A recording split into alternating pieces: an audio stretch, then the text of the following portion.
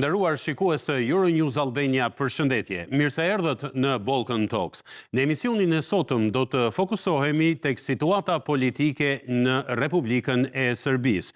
Ky vend është në mes të fushatës zgjedhore për zgjedhjet parlamentare të 17 dhjetorit. Për të kuptuar më mirë realitetin kompleks politik pra në Republikën e Serbisë, si dhe peshën që ka Kosova në këtë fushat politike, unë kam kënaqësinë që në lidhje direkte nga Beogradi të jetë njëri prej njohësve më të mirë të situatës së brendshme politike, por njëkohësisht edhe të gjeopolitikës në rajon dhe më gjerë, zotin Dušan Janjić. Zoti Janjić, shumë faleminderit vërtet që gjetët kohë të bisedonit me ne. Ju lutem, gëzohem që ju shoh. It's nice to be with you. Faleminderit shumë. Zoti Janjić, siç e përmenda në hyrje të këtij emisioni, Serbia ndodhet në mes të një fushate zgjedhore. Sipas këndvështrimit tuaj, cilat janë disa nga karakteristikat më të spikatura që shihni në reagimin e opinionit publik serb ndaj elitës politike që po bën fushat pikërisht për të marrë votat e tyre? So we have to know that Duhet të dim se kemi zgjedhje të 17 dhjetorit në 3 nivele. Po. the one level is parliamentary. Niveli i parë është parlamentar, Republika Serbe dhe parlamenti. I dyti është parlamenti i Vojvodinës autonome brenda Serbisë dhe rreth 60 zgjedhje lokale në komuna të ndryshme, duke përfshirë Beogradin, më të rëndësishmin. Po flasim për reagimin dyditor të medjave. Të gjithë janë përqendruar te Beogradi sepse është normale, në Beograd jeton rreth gjysma e qytetarëve dhe punëtorëve aktiv, por janë më shumë se zgjedhje për Beogradin. Janë përpjekjet dhe sfidat e opozitës për të marrë kontrollin mbi koalicionin e Vučić. It's normal. In Belgrade is living around half really active citizens and voters. But that is more than election for Belgrade. That is really serious checking for challenges for oppositions to take over control over the Vučić coalition. In Belgrade is obvious. Now, according to Në Beograd tani është e qartë, sipas sondazheve, që opozita do të fitojë. Vojvodinën e ka përfshirë në çastin e fundit Vučić dhe është një lloj strategjie dalëse, sepse nuk ishte parashikuar të kishte zgjedhje në Vojvodinë pas zgjedhje në komunat e Vojvodinës, që do të thotë se niveli i Vojvodinës ishte në hije, por do të jetë shumë e rëndësishme për ligjshmërinë e këtyre zgjedhjeve. Në përgjithësi po flisja edhe në fillim për këtë. Opinioni publik është i ndarë. Një pjesë shumë aktive është kundër Miloševićit, s'ka rëndësi ngjyra e partive, e të gjitha partive opozitare, përfshirë edhe 2 pro-Rusisë. Kjo është shumë e rëndësishme, 2 parti ruse, Dveri dhe Zavetnici. Është shumë e vështirë për të përkthyer në anglisht. Janë fjalë të krishtera ortodokse, por në thelb është shenjë mirë që Vučić zbëri shumë për llogaritje me Moskën. Moska vendosi të gjejë disa lojtarë të rinj në Serbinë e re. Pjesa tjetër vetëm Vučić dhe media e tij lokale. Të tjerët nuk mund të njihja udhëheqësit e tjerë të atij koalicioni që po drejtonin diçka. Kishin disa promovime lokale dhe po ndiqnin Vučić. It's really hard to translate in English is the Orthodox Christian words, but basically that is good sign that Vučić could not calculate so much with Moscow, and that Moscow decided to found some new players in the new Serbia. And the other part are basically only Vučić and media local to him. I could not recognize the other leaders of that coalition who are running anything in. Ky është paradoksi, në një farë mënyrë ndoshta është gabim strategjik i vet Vučić. I krijoi këto zgjedhje si zgjedhja normale presidenciale. Gjithsesi, zgjedhjet do të jenë të rëndësishme dhe me siguri do të fillojë një farë kalim pushteti nga koalicioni i Vučić te dikush tjetër. These elections also is abnormal presidential elections. Anyway, elections will be important. And surely we'll start some kind, after the elections, some kind of the transfer of the power from Vučić coalitions towards somebody. Mr. Janjić, you mentioned that... Zoti Janjić, ju e përmendët faktin se sipas sondazheve, ndoshta opozita do të fitojë Beogradin. Si e shpjegoni ju faktin që sipas lajmeve që qarkullojnë, zgjedhjet e përgjithshme do të fitohen nga partitë që mbështesin presidentin Vučić? Përse, sipas opinionit tuaj, ekziston kjo mospërputhje mes votimit në Beograd dhe gjithë pjesës tjetër të vendit? Basically, that's the secret of the Vojvodina. Ky është sekreti i Vojvodinës. Vučić si vendosi qëllimisht zgjedhjet nga Novi Sadi dhe Nishi, ose do të humte. He will lose. E kuptoj. Novi Sad is the around half of Vojvodina. Novi Sad will decide. Do të humte. Novi Sadi është rreth gjysma e Vojvodinës. Novi Sadi do të vendos. Qytetarët në Novi Sad s'ka rëndësi që s'ka zgjedhje në komunat e qytetit. Nëse do të jenë aktiv, nëse do të bëjnë zgjedhje, do të arrijnë në situatën që opozita do të fitojë më shumë se sa është llogaritur. Tani Vojvodina dhe Beogradi do të vendosin nëse do të rri Vučić. S'ka në rëndësi sondazhet. Cilat sondazhe tregojnë se nëse llogaritin socialistët e Dačić do të fitojnë, është koalicion dyditor, askush se llogarit më Dačić, as ai vet. Ai do të vendos 5 minuta pas zgjedhjeve, a do të bashkohet me fituesit, me politikën e tij. Calculated socialist of Dačić, they will win. As 2 days coalition. Nobody calculated with Dačić and not himself. Basically, he will decide 5 minutes after elections to join to the winners. That's his policy.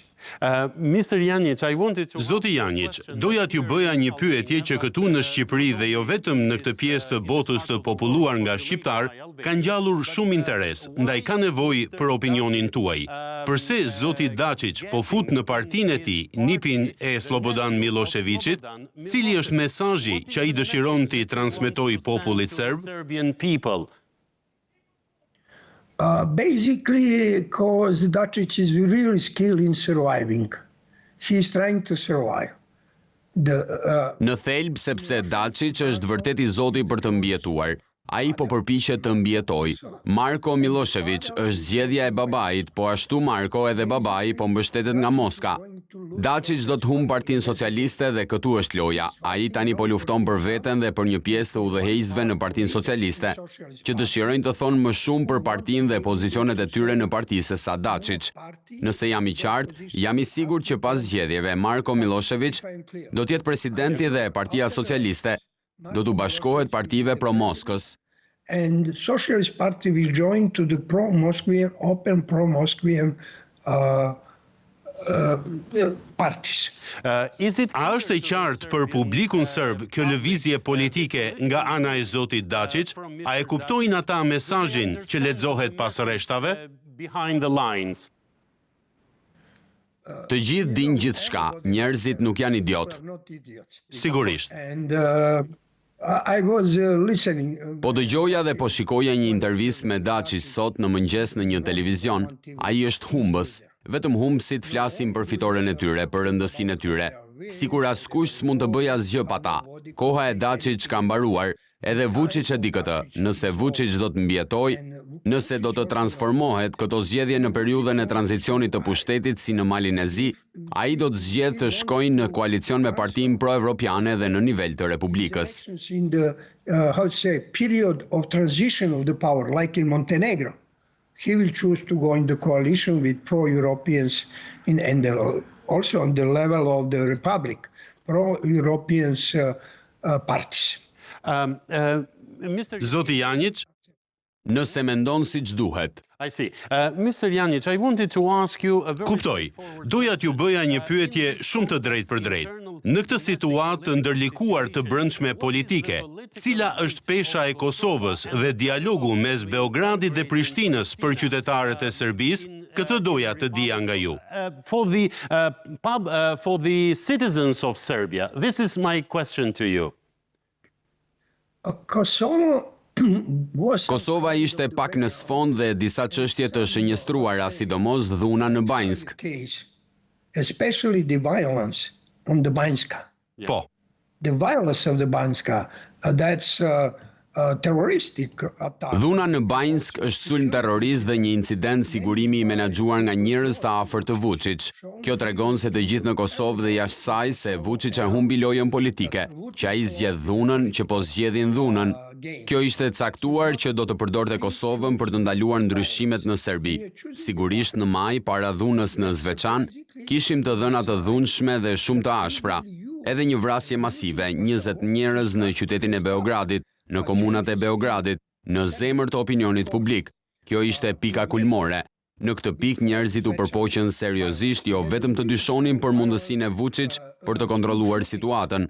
Gjithashtu kanë filluar ta shohin gjithnjë më shumë si problemi për sigurinë e tyre. Çështja e sigurisë do të vendosë rezultatet. Kjo frikë nga dhuna, agjentët për korrupsionin në krimin e organizuar, me të cilët është i lidhur Vučić, do të vendosin zgjedhjet. That momentum, the people tried to seriously, not only doubting about the Vučić possibilities to control the situation, also they're starting to see him more and more as the problem for their proper security. And the security issue will decide results. That's fear of the violence and basically agents against the corruption and organized crime with which Vučić is connected basically will decide the elections. Zoti Janjić, Kosova, po, vazhdoni ju lutem. As the topic as dialogue is not now. No on agenda, it's only NATO. Kosova është tema kryesore, por jo dialogu tani. Në agjendë është vetëm NATO dhe janë përpjekur të menaxhojnë situatën e sigurisë, por njerëzit që mendojnë ndryshe nga Vučić për Kosovën. Për shembull, serbët në Kosovë që nuk janë në listën serbe, mendojnë se ai është dështak dhe tradhtar. Kështu thanë dje në mbledhjen e Këshillit Kombëtar Serb në Beograd.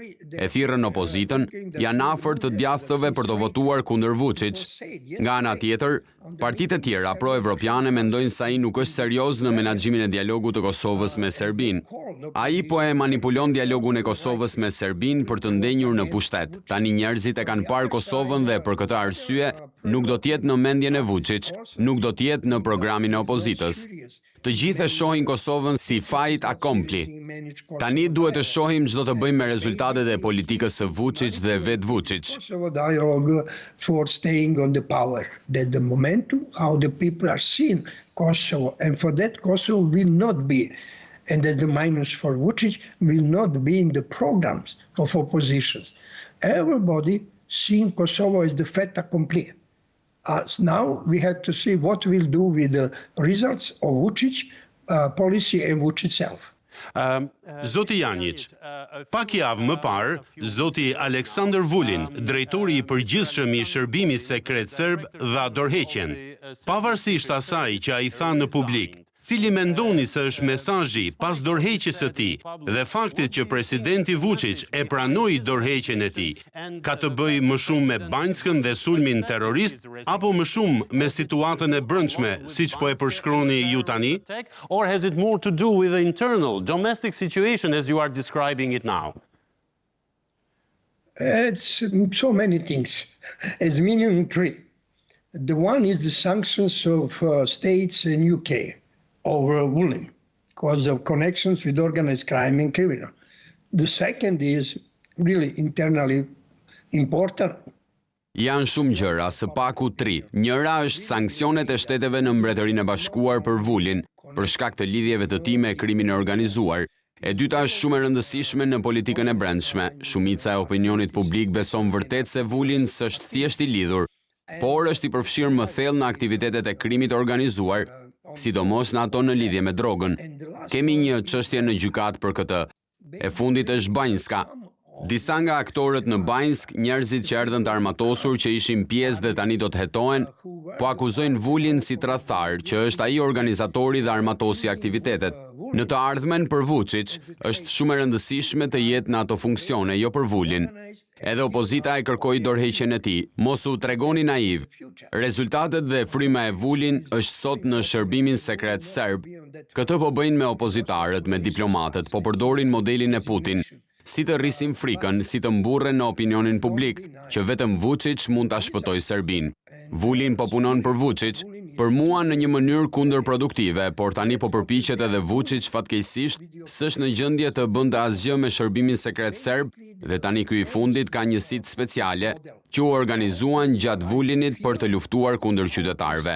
Ka një rrezik serioz sigurie në dhjetor dhe pas zgjedhjeve, me të cilin do të punoj. Vučić could save Serbia. Vulin is working for Vučić, I think, in a counterproductive way, but he is now trying, and Vučić was not able, unfortunately, to do anything with BiA, and now BiA basically have the one special unit, which is organized during the Vulin to fight against the citizens.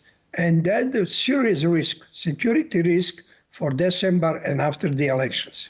How that units will work. Do you think, Mr. Janić... Zoti Janić, a mendoni se Perëndimi, pra Shtetet e Bashkuara të Amerikës dhe kryeqytetet kryesore të Europës, e kuptojnë mirë situatën politike ku ndodhet presidenti Vučić gjatë kësaj fushate zgjedhore, siç po na e shpjegoni ju shumë qartë? They know. They know, and I think that they are really, after maybe they have the doubt, something in the May, but after the school shooting, after Zvečane. Ata e din dhe mendoj se ata e kuptojnë vërtet, ndoshta kanë dyshime pak a shumë, por pas të shtënave në shkollë, pas Zvečanit, pas sulmit të ushtarëve të NATO-s, askush, duke përfshirë Moskën, pa asnjë dyshim se Vučić tani nuk është vetëm pjesa e problemit dhe aktori që mund ta zgjidh. Tani u bë ai problemi, sidomos për zgjedhjet e dhjetorit ose për incidentin para zgjedhjeve. Ai tregoi se është gati për të përdorur ato njësi speciale për të qëndruar në fuqi. Në atë rast e kam kuptuar ç'po bën Marko Milošević në partinë e tij socialiste. Sigurisht do ta mbështet Vučić, me siguri në atë moment dhe dy partitë pro-ruse, siç e thash, është e vërtetë që do të bashkëpunojnë partitë pro-evropiane me njerëzit pro-NATO-s në zgjedhjet e Beogradit. Gjithsesi, Serbia është në telashe serioze. Mendoj se diplomatët dhe politikanët e saj serioz që po bëjnë ndonjë gjë me Ballkanin Perëndimor e dinë që do të vijë një periudhë që më pëlqen ta quaj me optimizëm si tranzicion të pushtetit nga Vučić drejt koalicionit të ri. Shpresoj pro-evropian, shpresoj. All serious politicians, diplomats who are doing anything with the Western Balkan knows that we come in the one period, I like to say, it's optimistic transition of the power from Vučić toward the new, I hope, pro-European coalition. I said, I hope. E kuptoj. Po, jeni i qartë. Zoti Janić, një pyetje të drejtë për drejtë. Disa javë më parë, kryeministri i Kosovës e pranoi versionin e ri të asociacionit të komunave me shumicë serbe në Kosovë. Çfarë mendoni ju për këtë lëvizje të zotit Kurti? You know, that now he do what like he has to how to say, to balance his relations with the West, with the States and UK. He is going to show that he is cooperative one. Anyway, he has to be satisfied. Tani, si të thuash, ai duhet të balancoj marrëdhëniet e tij me Perëndimin, me SBA-n dhe Mbretërinë e Bashkuar. Ai do të tregojë që është bashkëpunues, duhet të kënaqet gjithsesi. Dhe në fund të Banjskës, mendoj se ligjëroi reciprocitetin jo plotësisht ligjor të partisë së tij. Gjithsesi tani Kurti s'është në agjend. Gjithashtu mendoj se duhet të mësojmë diçka nga ky rast, nga Vulin dhe Vučić. Të dy bashkë e krijuan këtë krizë. Tani është tema nuk është asociacioni i komunave, tani është garancia për sigurinë e të gjitha qyteteve të Kosovës në veri dhe garancia e sistemit që duhet të mbështesë të drejtat dhe liritë e të gjitha pakicave, përfshirë minoritetin serb. Për të qenë i qartë, e di që Bashkimi Evropian do të vazhdojë të luajë këtë lojën e dialogut. Dialogu do të shtyhet. Dialogu i vërtet nuk do të funksionojë për asociacionin. Vlerat na e tregojnë performancën. Pas kësaj, mendoj dhe u bëj thirrje shteteve të NATO-s, Mbretërisë së Bashkuar, duhet të nisin dialogun politik. Politika është e nevojshme për paketën e sigurisë, për sigurinë menjëherë pas zgjedhjeve. Duhet të shohim ndonjë përmirësim në këto situata në veri, në komunikim që është vërtet i rëndësishëm përmes Beogradit dhe NATO-s. Gjithashtu, duhet të shohim një marrëveshje konkrete për komunikimin mes Kosovës institucionale në Serbi. Për shembull, për të hetuar çështjen e Banjskës, këtë po pres. Nëse SBA-ja dhe Mbretëria e Bashkuar nuk e bëjnë këtë, do të humbin kontrollin e konfliktit në Ballkanin Perëndimor. for the security. Immediately after the elections, we had to see some improvement in this, situation on the north, in the communication, which is really important between Belgrade and NATO. And also, we have to see some concrete, agreements about the communication between the institution of Kosovo in Serbia, for example, for investigated Banjska case. That's what I'm expecting. If states in UK will not do that, they will lose the control of the conflict in the Western Balkans. Mr. Janic, you mentioned Banjska. Zoti Janic, ju e përmendët Banjskën disa herë në përgjigjet tuaja, por doja t'ju pyesja, a mendoni se Perëndimi po ushtron mjaftueshëm presion mbi Serbinë dhe mbi presidentin Vučić për të ofruar, për të zbuluar fajtorët e vërtet, arsyet e vërteta dhe kush e mbështeti kë? Në thelb, besoj që Perëndimi e ka një ide shumë të qartë, por siç e thon hapur, na duhet një hetim i hollësishëm. Apo ndodh kjo, apo jo? Is it happening or is it not? Everybody coming here said that. And what now they are doing, I think, is the cleverer move. They are not pressing publicly. They are not making political propaganda. They dislike to give to platform or for Vučić or for opposition. Të gjithë që vinë këtu e thanë këtë. Kjo që po bëjnë tani, mendoj se është një veprim i zgjuar. Ata nuk po bëjnë presion publikisht, nuk po bëjnë propagandë politike. Nuk duan të japin platformë për Vučić ose opozitën për atmosferën e çështjes para se të fillojnë hetimet serioze. Në thelb jam i sigurt, di diçka. Po ndjekin rastin, po ndjekin aktorët dhe nuk presin ndonjë ndryshim publik në procedura sepse zgjedhjet janë në 2 javët e ardhshme. Para vitit të ri do të shohim nëse do të ketë hapa të reja në hetime dhe në atë paketë sigurie që duhet të përcaktoj cili është roli i zgjedhjeve, i hetimeve policore të Kosovës.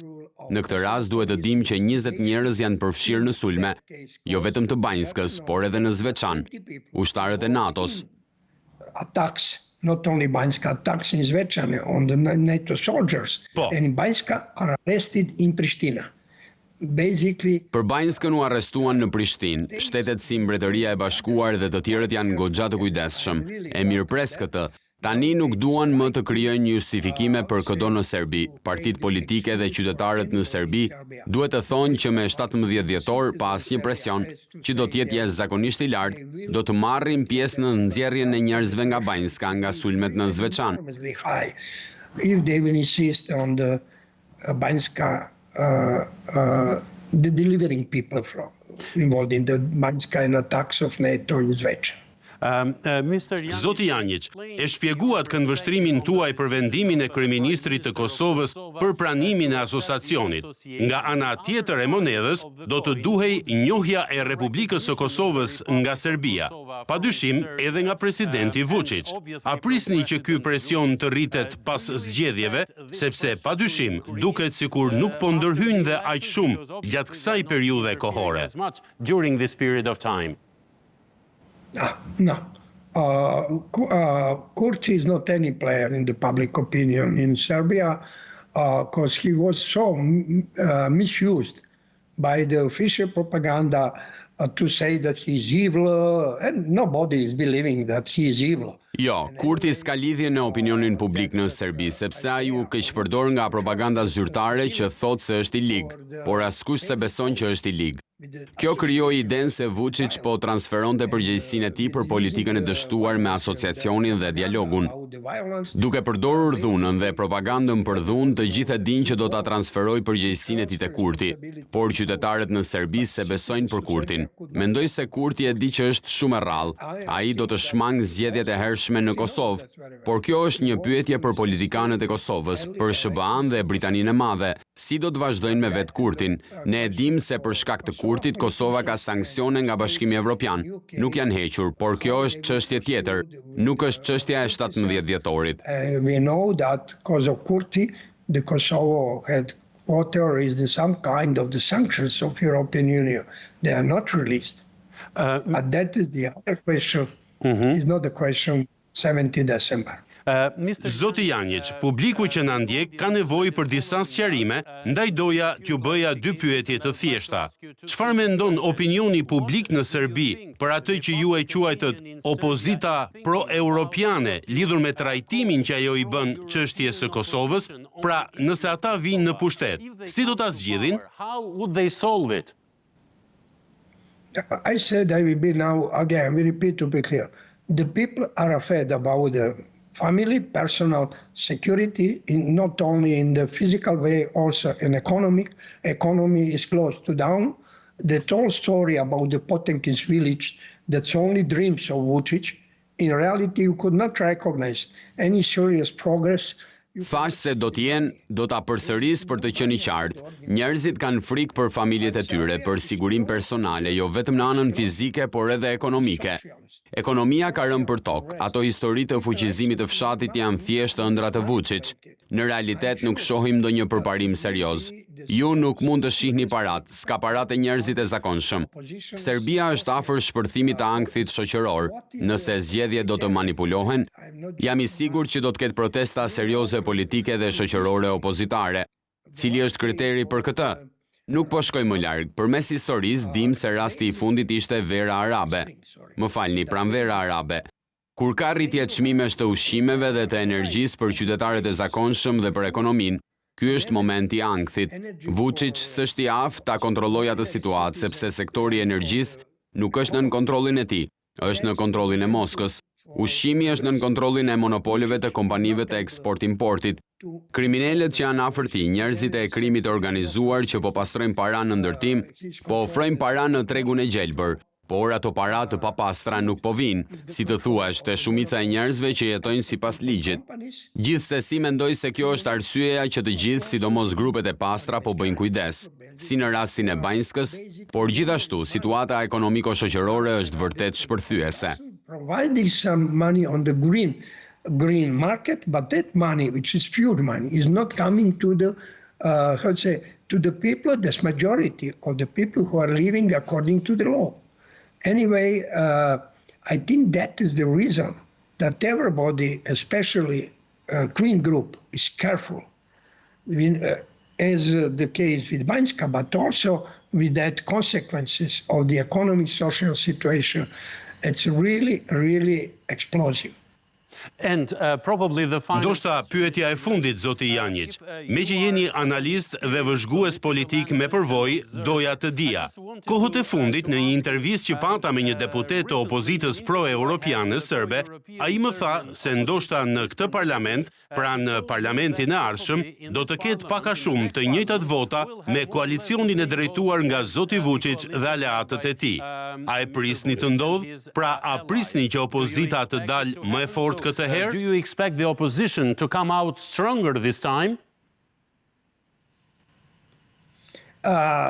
Talking about when people are talking about pro-European. Kur njerëzit flasin për pro-evropianët, e kanë fjalën për listën që drejtohet nga Xhilasi, ku ka vërtet shumë pro-evropian, si e gjelbra e majt që kanë shumë agenda pro-evropiane. Kjo është çështja, çfarë janë pro-evropianët? Pro-European agenda, pro-European, and that's the question, what is pro-European? Pikërisht. Basically, as I said, the security issue. Yeah. Economic and the hard security issue is... Çështja e sigurisë, e ekonomisë dhe e sigurisë është testi kyç për të gjithë. Përfshirë edhe opozitarët. Tani, pas Banjskës, në tavolinë nuk është andarësimi i Serbisë në BE. Është çështja e NATO-s, bashkëpunimi dhe andarësimi, çështja e sigurisë, nëse NATO do të bëjë atë që tha, që do të thot edhe grupet në paketën e sigurisë për lirinë dhe sigurinë për qytetarët serb në Kosovë. E kemi kuptuar edhe situatën këtu, nëse në tavolinë do të ketë çështje për andarësimin ose jo në NATO, ose për të stabilizuar apo jo situatën e sigurisë, nëse kjo do të shtrohet, do t'i shoh njerëzit në një qeveri teknike. Qeveri teknike, sepse të gjithë që do të vinë në këtë qeveri do të humbin. And basically, if on table will be question of join or not to join NATO, or to stabilize or not to stabilize the security situation, basically, if that will be on table, I could see those people in some kind of technical government with Vučić, because everybody who will come in this interim government will lose. For that, I'm sure that Green Left will not join, but they will support in the parliament. Jam I sigurt që e majta e gjelbër s'do të bashkohet, por do të mbështetin në parlament. Ajo që kemi të qartë tani është se Vučić me pro-evropianët do të kenë të paktën 80% të qytetarëve. Tani pyetja është, ç'të bëjmë me prorusët që u futën në Beograd, por mendoj se do të bëhet si në rastin e Stambollit që Erdogani po humb. E kemi përvojën, problemi me Rusinë s'ka mbaruar. Ndikimi I Rusisë do të vi më vonë dhe kjo s'varet as nga Serbia, as nga Shqipëria, as nga Kosova. Varet nga marrëveshja mes Rusisë dhe Amerikës në lidhje me Ballkanin. Not on Serbia, not on Albania, not on Kosovo, that depend on the big deals between the Russia and America about the Balkans. Zoti Janić, faleminderit shumë vërtet. Ishte një intervistë shumë e mirë. E shijova çdo minutë të sajën. Faleminderit shumë zotëri. Kënaqësi. Faleminderit. Të nderuar shikues të Euronews Albania, ky ishte Balkan Talks për ditën e sotme. Deri në takimin ton të radhës, nga unë Franco Egro, faleminderit për vëmendjen dhe miru takofshim.